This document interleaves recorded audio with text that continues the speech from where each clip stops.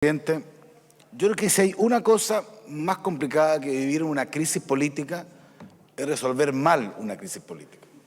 Eso es una complejidad mucho mayor, de muchos peores efectos y de mucho mayor daño al país. Y yo siento que más allá del interés de quienes están detrás de esta iniciativa, yo no alcanzo a entender, y lo quiero decir con franqueza, ni la forma de tramitarlo. Estamos con discusión, suma urgencia en un proyecto que podría tener vigencia en 2 años y medio más, es bastante raro, en situación de que esto es un tema complejo, y no alcanzo a entender los efectos por el cual uno puede defender una idea como la que hoy día se está proponiendo. Y déjeme hacer un pequeño estándar de cuáles son lo que uno le pediría a un proyecto de este tipo para que los efectos a uno le parezcan los adecuados para producir la reforma. El primer estándar es si esto es más democrático o no. Me parece que es esencial planteárselo.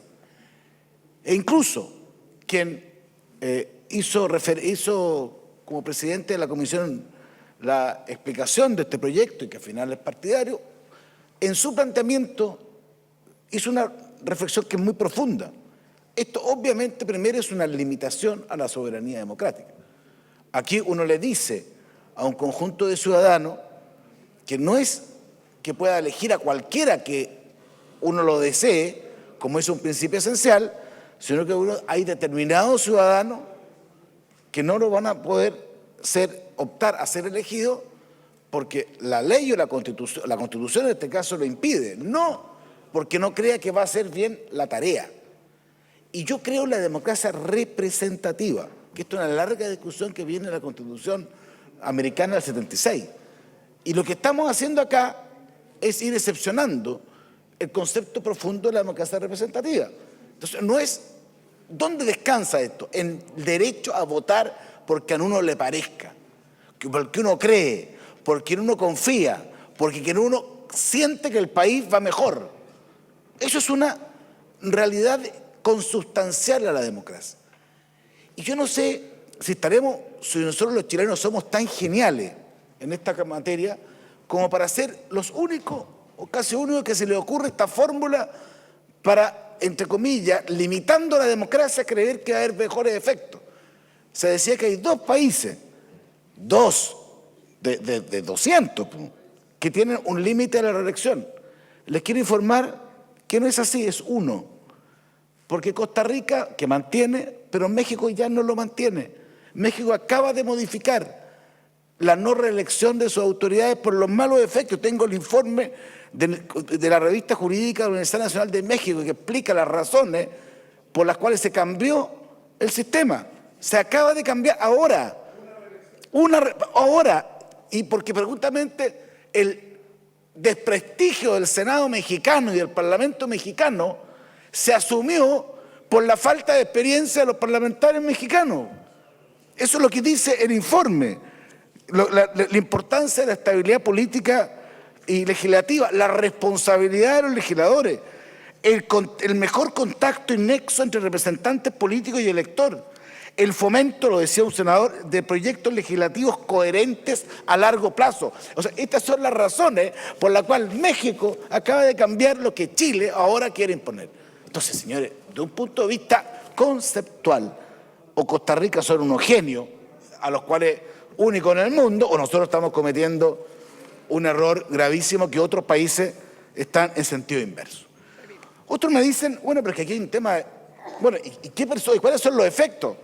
Que personas como Eduardo Frei, como Salvador Allende, como Arturo Alessandri, como Francisco Bulnes, como Mario Palestro, busqué los 5 más transversales, no habrían podido desarrollar, ser parlamentarios este periodo, porque todos habrían excedido lo que esta ley está planteando. Y fíjese que casualmente han sido los expresidentes o los dirigentes políticos de mayor valoración ciudadana y democrática de Chile. Esto, entonces nosotros decimos no, se equivocaron todos, rompámoslo, por favor. yo uno que pide es sentido común y la reflexión. Alguien me dice, hay un problema de renovación. Tengo aquí el informe del porcentaje que hoy existe de renovación en Chile, de cada 4 años, y es 32,5%. Es uno de los más altos estándares de renovación periódica que existe en el mundo parlamentario. Entonces, si alguien dice, no, es que esto va, pues este es de los índices más altos, yo les pido que busquen en un sistema otros índices mejores. Y las democracias más consolidadas, la americana, la inglesa, tienen índices muy superiores de reelección, y eso no es un sinónimo de que estén en el punto equivocado. Otro dice que un argumento puede haber sido que cuesta mucho quien quiere optar tener un cupo. Eso pudo haber sido un argumento, pero hoy día cambió el sistema electoral. Y hoy día lo que hay son básicamente espacios de competencia. Amplio. O sea, de 7, 9, 11, depende el número de lugares. Entonces, eso tampoco puede ser una argumentación. Si alguien cree que es un tema ético y no político, bueno, cada uno toma su decisión ética como le parece. Y si alguien cree que éticamente no puede mantenerla, pero aquí estamos haciendo políticas públicas. Y un senador que me atención no usa la palabra dice, no hay nada peor que cuando uno tratan de personalizar cuál es el rol de uno. Yo estoy pensando, perdón, presidente, pero en el Chile con mayúsculas, lo que tenemos que construir entre todos, ¿dónde son los mejores escenarios para producir un proceso legislativo coherente en Chile? ¿Cuál es el mejor escenario? Y no he encontrado en el estudio de ciencia política, este es un tema que a mí me gusta, la ciencia política, ¿qué es lo que dice? Que el sistema de Costa Rica y el mexicano son ejemplos del paraíso de los gobiernos. Cualquier gobierno, no este, cualquier gobierno. Porque el Ejecutivo disfruta intensamente si logra ir armando, además que ahí hay procesos que las coaliciones se van manteniendo y logra ir alterando quienes le hacen el seguimiento a las políticas públicas aunque tienen alguna experiencia en materia legislativa. Esto está en toda la ciencia política, no estoy diciendo nada diferente de lo que he leído y no he encontrado opiniones en sentido contrario. Entonces, presidente, yo entiendo que uno diga, oiga, pero es muy complicado no apoyar esto porque la crisis política, pero si resolvemos una crisis política para que después tengamos que reponer y reclamar de qué, reclamar de que no hay coherencia en políticas públicas de largo plazo, o que a mí me impiden votar por el alcalde, el más realizador, que puede ser del partido A, B o Z, que ha sido un baluarte en el progreso de una región y que de repente dice, no, en el Parlamento decidieron que usted no puede elegir al lejos el mejor alcalde que ha tenido el país. Usted no puede elegir al senador que lo ha convertido su región en políticas públicas potentes o cualquiera de esas autoridades.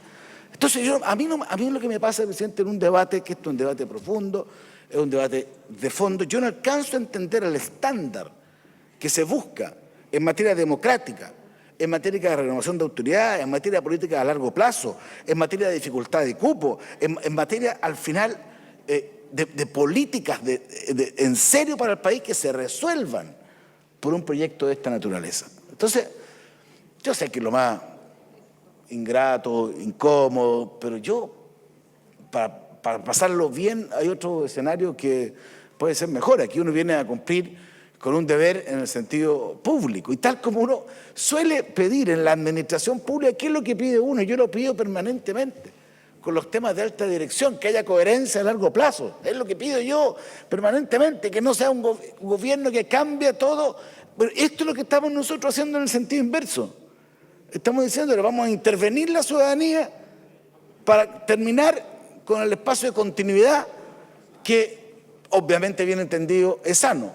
Y a menos que uno ya no crea en la democracia, entonces no, ¿sabe qué más? Es que la gente no tiene capacidad de decidir el que está haciéndolo bien o está haciéndolo mal. Pero eso es un capítulo diminucio social, a mí me parece completamente impresentable en una sociedad madura como la que estamos viviendo. Por eso quería hacer estas reflexiones, presidente, porque este no es un tema cualquiera, este es un tema importante, esto no es un tema de contingencia, es un tema a largo plazo, esto es un tema no del pasado, es el tema del futuro. Y no hay nada peor que resolver mal los desafíos en políticas públicas. He dicho, presidente.